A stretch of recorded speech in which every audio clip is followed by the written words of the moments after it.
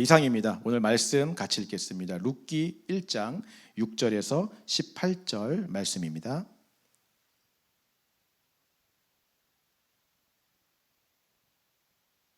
룻기 1장 6절에서 18절 말씀.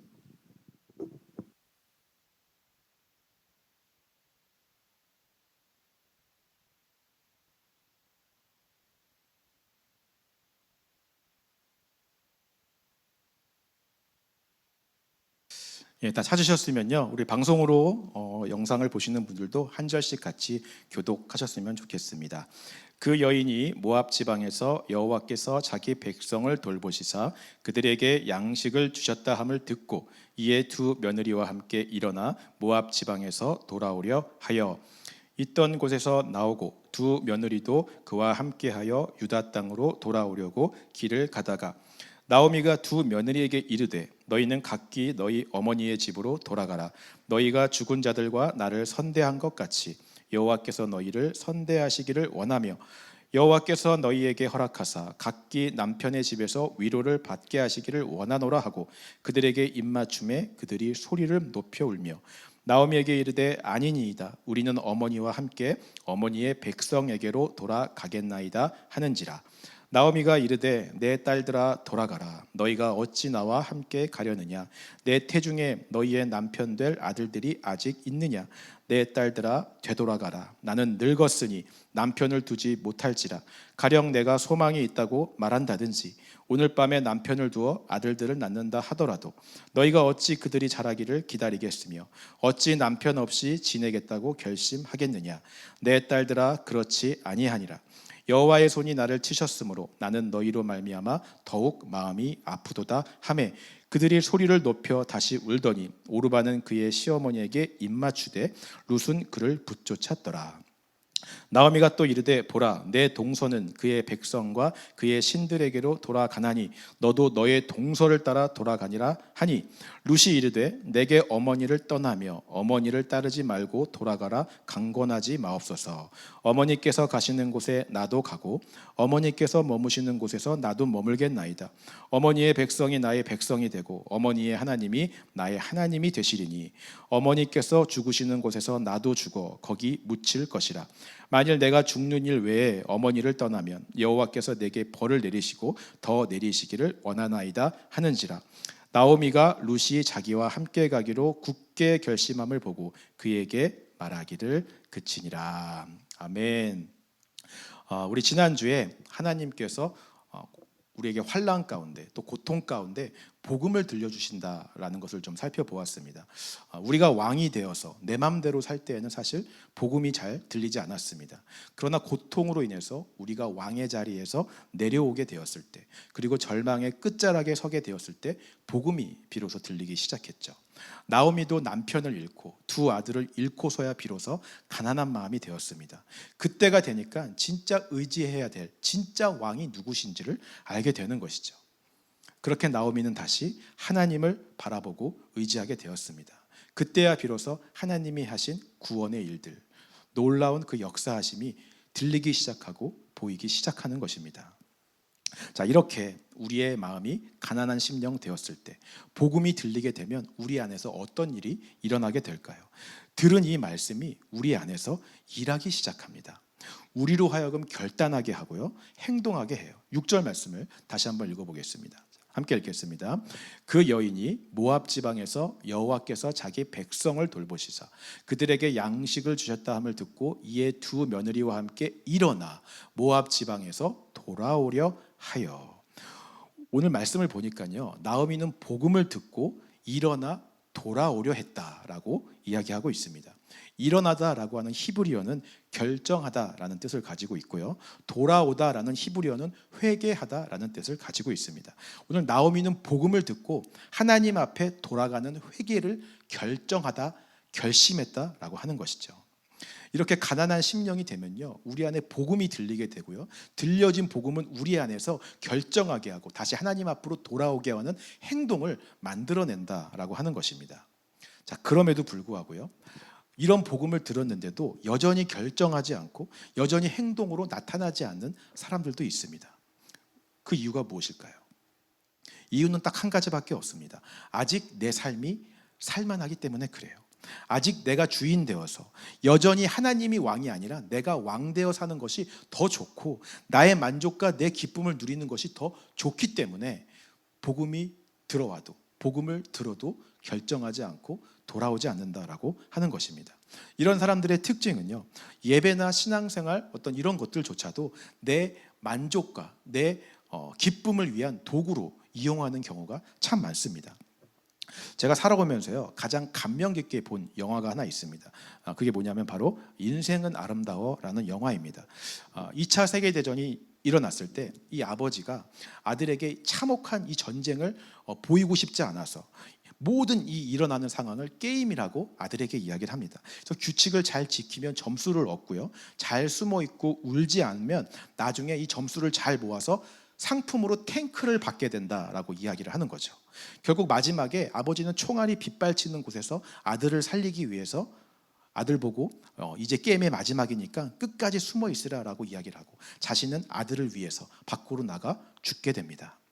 그리고 아들은 아버지의 말대로 마지막까지 이 게임 룰을 잘 지키기 위해서 끝까지 숨어 있다가 결국 구조를 받게 돼요. 그리고 귀환할 때 탱크를 타고 귀환하게 됩니다.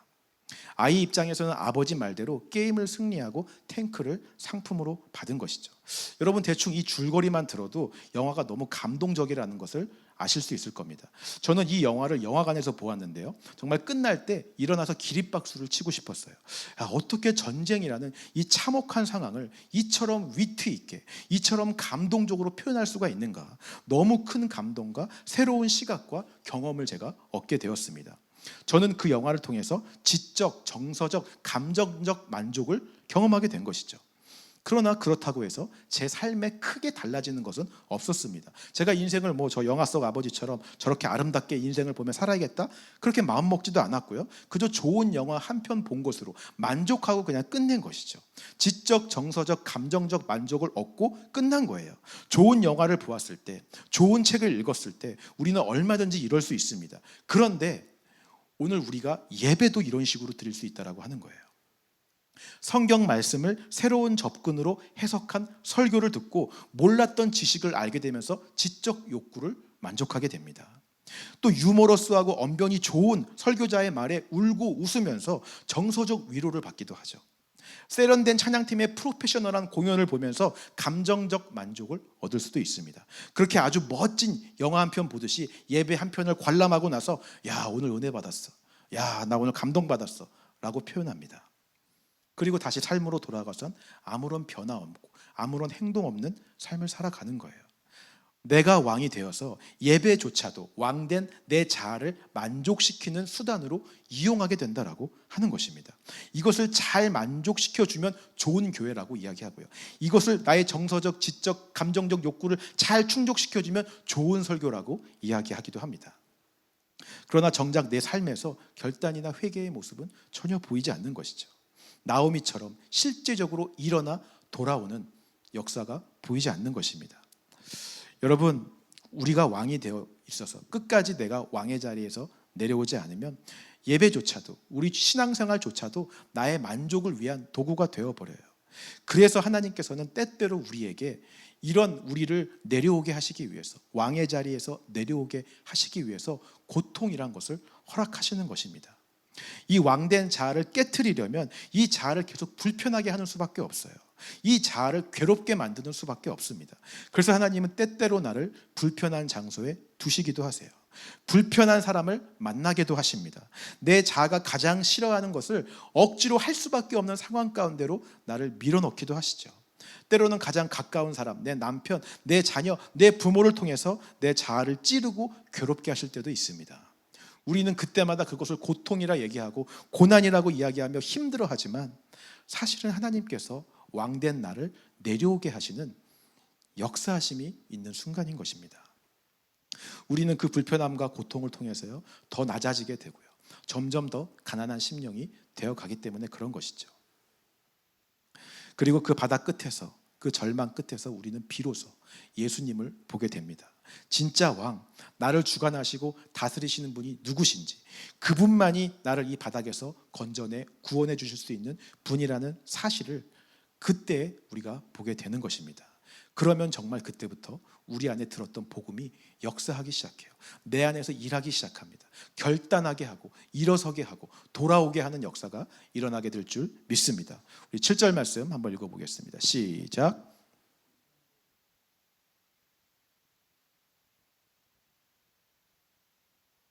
자, 있던 곳에서 나오게 된다라고 얘기합니다. 복음이 그렇게 역사하기 시작하면 가장 먼저 우리 안에서 어떤 일이 일어나냐면 있던 곳에서 나오게 되는 역사가 일어나요. 여러분, 항상 우리의 위치가 가장 중요합니다. 물리적인 장소를 말하는 것이 아니라 영적인 우리의 위치와 상태를 이야기하는 거예요.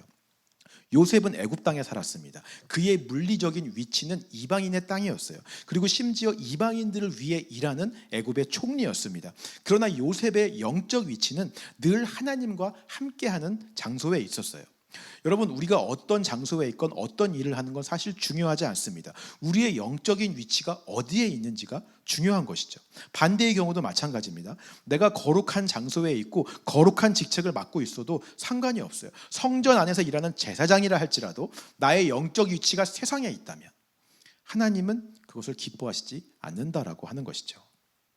복음이 우리 안에 들려서 일하기 시작하면 가장 먼저 이것을 먼저 해요. 우리의 위치가 어디 있는지를 밝히는 것입니다. 아담과 하와가 범죄했을 때도 하나님은 말씀하십니다. 너가 어디에 있느냐. 가인이 아벨을 죽였을 때도 하나님은 가인에게 내 아우 아벨이 어디 있느냐라고 물어보시죠. 하나님이 그들이 어디에 숨었는지, 아벨이 진짜 어디 있는지 몰라서 물으신 것이 아니잖아요. 우리의 위치를 스스로 보게 하시기 위해서 확인하는 질문을 하시는 것입니다.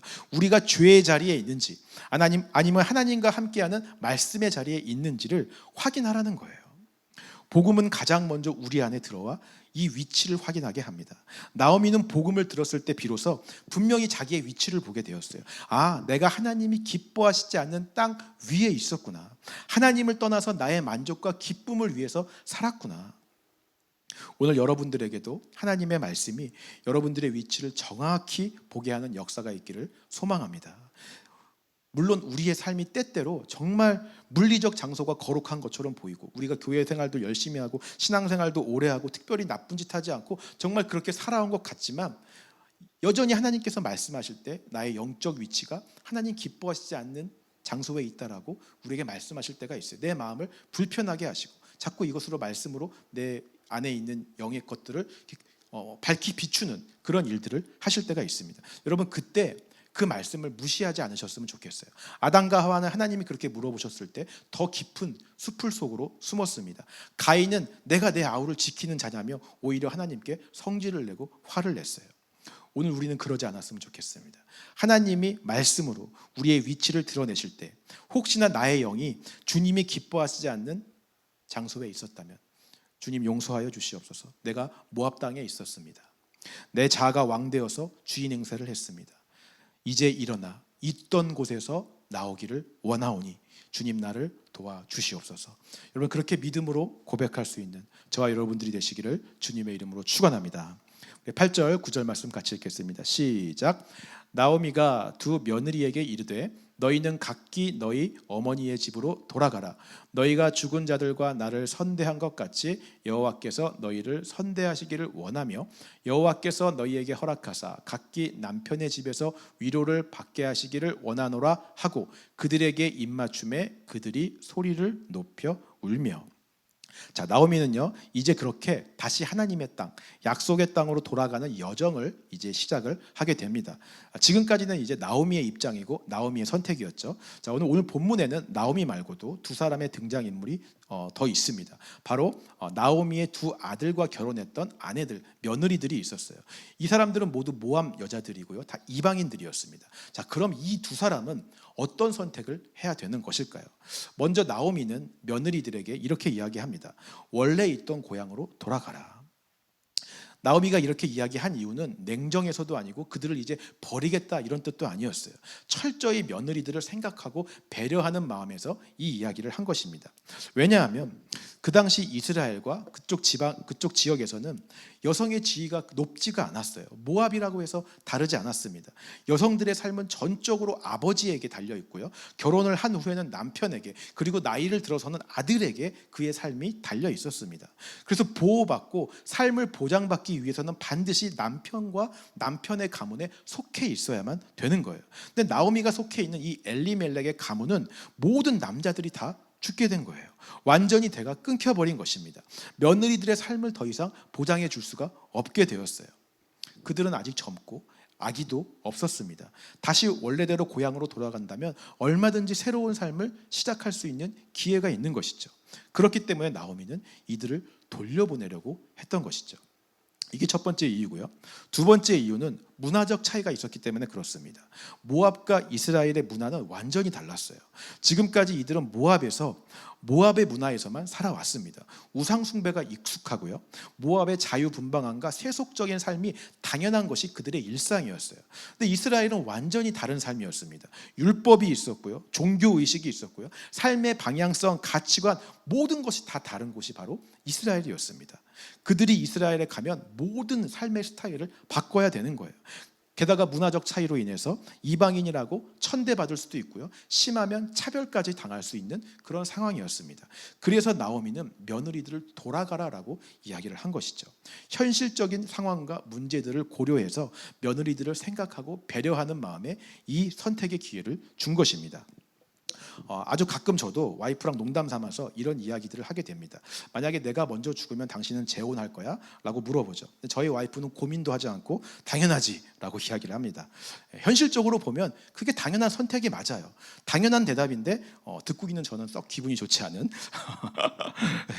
저한테 물어보면 저는 끝까지 재혼 안 하겠다라고 이야기를 합니다. 평생 당신만 마음에 두고 살 거다라고 이야기를 하는 거죠. 실제 마음은 그렇지 않더라도 남자는 죽는 날까지 여자가 듣고 싶어하는 말을 해줘야 되는 의무가 있는 줄 믿습니다.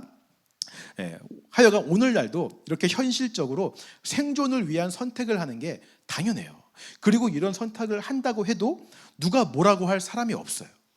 나오미의 두 며느리들도 지금 마찬가지입니다. 우리 14절 말씀 한번 읽어볼까요? 시작. 그들이 소리를 높여 다시 울더니 오르바는 그의 시어머니에게 입 맞추되 룻은 그를 붙쫓았더라.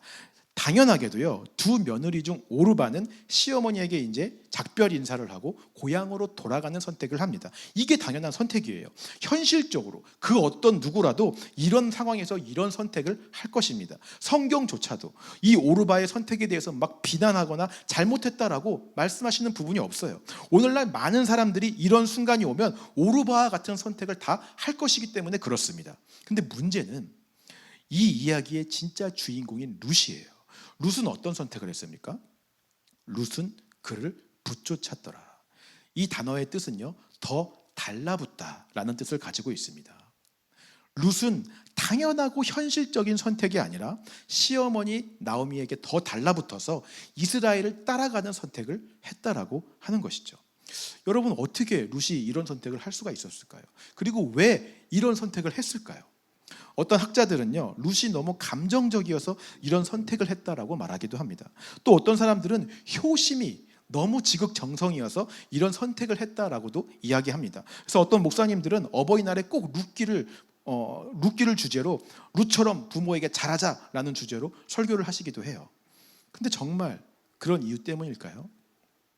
사실요, 감정과 효심으로 나오미를 따라가겠다라고 고백한 사람은 룻이 아니라 오르바에 더 가깝습니다. 9절 10절을 보시면요, 한번 읽어보겠습니다. 시작. 여호와께서 너희에게 허락하사 각기 남편의 집에서 위로를 받게 하시기를 원하노라 하고 그들에게 입맞춤에 그들이 소리를 높여 울며 나오미에게 이르되 아니니이다 우리는 어머니와 함께 어머니의 백성에게로 돌아가겠나이다 하는지라. 자, 보시면요, 오르바는 시어머니가 돌아가라라고 했을 때 룻과 함께 울었어요. 함께 울면서 아닙니다, 어머니를 따라가겠습니다라고 고백하고 있습니다. 여러분, 이 고백은요, 이 순간만큼은 정말 오르바의 깊은 감정에서 나오는 진실된 고백이었을 것입니다. 지금까지 힘든 상황을 함께 헤쳐온 유일하게 의지할 대상인 시어머니잖아요. 그 시어머니를 향한 사랑으로 울면서 진심으로 내가 당신과 함께 가겠습니다라고 고백을 하고 있는 것이죠. 그러나 오르바는요, 뒤이어서 말하는 나오미의 아주 현실적인 말들에 정신을 딱 차리게 되죠. 11절 13절 읽어보겠습니다. 시작. 나오미가 이르되 내 딸들아 돌아가라. 너희가 어찌 나와 함께 가려느냐? 내 태중에 너희의 남편들 아들들이 아직 있느냐? 내 딸들아 되돌아가라. 나는 늙었으니 남편을 두지 못할지라. 가령 내가 소망이 있다고 말한다든지 오늘 밤에 남편을 두어 아들들을 낳는다 하더라도 너희가 어찌 그들이 자라기를 기다리겠으며 어찌 남편 없이 지나겠다고 결심하겠느냐? 내 딸들아 그렇지 아니하니라. 여호와의 손이 나를 치셨으므로 나는 너희로 말미암아 더욱 마음이 아프도다. 이스라엘은 여러분들이 잘 알다시피 계대 혼인법이라는 것이 있습니다. 어떻게든 가문의 이름을 존속해서 이 대가 끊기지 않게 하기 위해서 형이 아들 없이 죽으면 동생이 형수에게로 들어가서 대를 잇는 그 법을 말하는 것이죠. 나오미가 그 법의 근거에서 이야기하는 거예요. 내가 다시 결혼해서 아들을 낳고 그 아들들이 장성해서 너희들과 결혼하려면 얼마나 오랫동안 기다려야 되냐? 이게 현실적으로 가능한 일이냐? 감정적으로 나오미를 막 울면서 따르겠다라고 했던 오르반은 이 말을 딱 듣고 현실을 직시하게 돼요. 아, 말이 안 되는구나.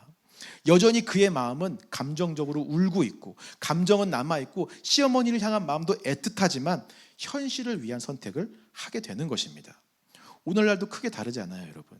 하나님을 따르겠습니다, 하나님을 믿겠습니다라고 하는 수많은 고백들 가운데 꽤 많은 경우요, 오르바처럼 내 감정을 기초로 한 고백들이 많습니다.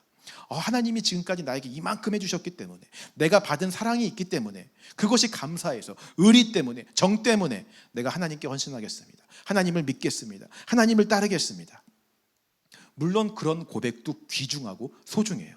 그러나 내 감정에 기반한 신앙 고백과 헌신은 현실을 직시하게 되면 사라지게 되는 것이 대부분입니다.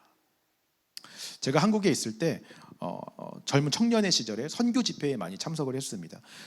많은 친구들과 함께 선교 집회를 참석을 했는데 그때 감동적인 설교 그리고 막 찬양으로 다 눈물 콧물 흘리면서 나중에 선교사로 헌신하겠습니까? 그러면 다 일어나서 선교사로 헌신하겠다고 많은 청년들이 일어나서 결단을 합니다. 제 주변 함께 갔던 친구들도 많이 있었어요. 순간의 감정으로 일어나서 다 고백하고 하나님 앞에 헌신하는 것이죠. 근데 그들 중에 정말 선교사로 헌신한 친구들이 있을까요? 안타깝게도 한 명도 없습니다. 감정이 끝나고 현실을 마주하게 되니까 감정에 근거했던 고백들은 다 사라지게 되는 것이죠. 주님, 제가 절대로 예수님을 십자가에 못 박히게 하지 않겠습니다. 스승을 생각하는 지극히 사랑이 가득 담긴 베드로의 감정적 고백이었어요. 근데 이 고백이 현실을 만나자 예수님을 3번이나 부인하는 고백으로 바뀌어 버립니다. 여러분 기억하시기 바랍니다. 우리의 신앙과 믿음은 감정이나 체험에 근거하지 않습니다. 나의 행동이나 나의 어떠함에도 근거하지 않습니다. 그런 것에 기초한 신앙, 그런 것에 기초한 믿음은 현실 앞에 현실을 직시하게 되면 무너지게 되는 경우가 대부분이기 때문에 그래요. 자, 그렇다면 오늘 본문의 이 룻은 도대체 어떤 것에 근거해서 이 고백을 하고 있는 것일까요? 16절 말씀을 다시 한번 읽어보겠습니다. 함께 읽겠습니다. 시작. 룻이 이르되 내게 어머니를 떠나며 어머니를 따르지 말고 돌아가라 강건하지 마옵소서. 어머니께서 가시는 곳에 나도 가고 어머니께서 머무시는 곳에서 나도 머물겠나이다. 어머니의 백성이 나의 백성이 되고 어머니의 하나님이 나의 하나님이 되시리니. 아주 유명한 룻의 신앙 고백입니다.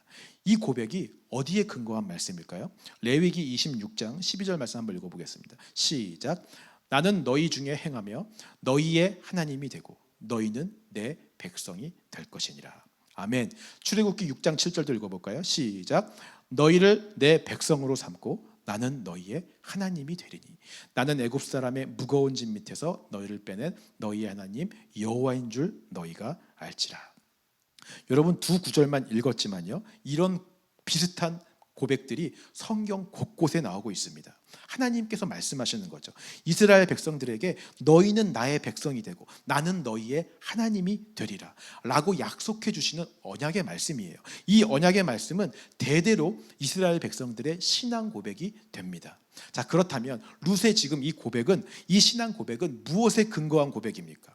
하나님께서 이미 하셨던 언약의 말씀에 근거하고 있는 고백인 것이죠. 룻이 붙쫓았더라, 더 붙쫓고 더 달라붙고 있는 것은 사실 나오미가 아니라 나의 하나님이 되시겠다라고 하는 언약의 말씀인 것입니다. 하나님의 언약의 말씀에 더 달라붙고 그것에 지금 붙잡혀 있는 것이죠. 여러분 이렇게 믿으십니까? 룻은 모압 여자지만 이스라엘 사람과 결혼을 했잖아요. 아마 결혼 생활하면서 우리가 방금 읽었던 레위기 말씀, 출애굽기 말씀들을 계속해서 들었을 거예요. 전혀 다른 문화, 다른 종교, 다른 신의 이야기였지만 그 이야기들은 룻의 마음 가운데 계속 남아 있었습니다. 오르바도 물론 같이 그 이야기를 들었지만 오르바에게 그렇게 그것은 큰 의미가 없었어요. 룻만이 그 말씀들을 들을 때 마음이 부서지고 깨어졌습니다. 그리고 그 하나님의 언약의 말씀들이 룻 안에서 실제가 되어가기 시작했어요. 마치 여리고성에 있었던 기생 라합과 똑같죠. 하나님께서 자신의 백성들을 구원하시며 가나안 땅으로 오고 있다라는 그 복음의 소식을 사막 저 건너편에서 들었을 때 기생 라합만이 그 이야기를 듣고 간담이 녹았습니다. 여리고성 안에 있는 수많은 사람들이 그 이야기를 들었지만 아무도 신경 쓰지 않았어요. 기생 라합만이 마음이 부서지고 무너져서 그 이야기가 그의 안에서 실제가 되었죠. 지극히 평범하고 여인숙의 주인공, 그냥 주인이었던 보통 사람 라합이 그 복음이 그의 안에서 실제가 되어지자 특별해지기 시작하는 거예요. 나라의 반역자가 되고 목숨을 걸면서까지 이스라엘 정탐꾼들을 숨겨주는 선택을 할 수 있게 되는 것입니다. 나라와 종교, 문화, 현실, 느끼는 내 감정을 넘어서 복음이 내 안에서 특별한 선택을 하게 만들었다라고 하는 것이죠. 오늘 룻도 마찬가지입니다. 지극히 평범한 여자예요. 이방 여자죠. 길 가다가 흔히 볼 수 있는 보통 사람 중에 한 명이었습니다. 그런 자가 복음을 듣고 마음이 녹기 시작했어요. 감정이나 체험이 아니라 하나님의 말씀, 언약 그 자체를 붙들게 되었습니다. 그 말씀이 사실로 다가오고 실제가 되고 그의 안에서 믿어지게 되었습니다. 그 언약의 말씀을 붙들기 시작하자 지극히 평범한 룻이 특별한 선택을 할 수 있는 자가 되었다라고 하는 것입니다. 자신의 고향도 버리고요, 문화도 버리고 생존을 뒤로하고 하나님을 따라가는 선택을 할 수 있게 되었다라고 하는 것입니다. 아브라함도 마찬가지입니다. 여러분, 그가 친척 아비 본토 집을 떠날 수 있었던 이유도 하나님의 언약의 말씀을 붙잡았기 때문에 그렇죠. 내가 너의 자손을 하늘의 별과 같이 바다의 모래와 같이 많게 하겠다. 그 약속을 붙잡았기에 아브라함은 눈에 보이는 현실과 상관없이 있던 곳에서 나올 수 있었습니다. 여러분, 하나님의 언약에 근거한 믿음은 현실에 무너지지 않음을 믿으시기 바랍니다. 아무리 현실의 문제가 크고 어렵다 할지라도 하나님의 언약, 약속의 말씀에 근거한 우리의 믿음, 우리의 신앙 굳건히 서 있는 줄 믿습니다. 오늘 저와 여러분들의 믿음이 이 언약의 말씀에 근거하게 되기를 주님의 이름으로 축원합니다. 오늘 하나님께서는 저와 여러분들에게 분명하게 약속하셨어요. 나는 너희의 하나님이 되고 너는 나의 백성이 되리라. 여러분, 이 언약의 말씀은요 2000년 전에 예수님의 십자가를 통해서 성취되었음을 믿으시기 바랍니다. 여러분 믿으십니까? 우리의 모든 믿음의 근거는 이제 여기에 있는 거예요.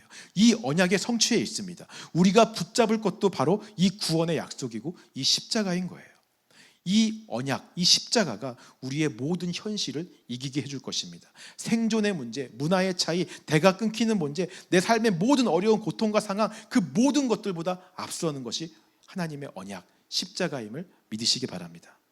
오늘 나오미와 같은 상황, 룻과 같은 상황에 혹시 처한 분들이 계십니까? 나오미와 같이 고통과 고통이 계속 겹쳐져서 일어나는 그런 상황에 처한 분들, 그리고 룻처럼 생존과 현실을 위해서 선택을 해야만 되는 그런 순간, 우리는 살아가면서 이런 두 상황에 반드시 맞닥뜨리게 되어 있어요. 그 선택에서 우리는 어떻게 해야 될까요? 나오미도 그렇고요, 룻도 그렇고요, 모두 다 복음을 붙잡는 선택을 했습니다.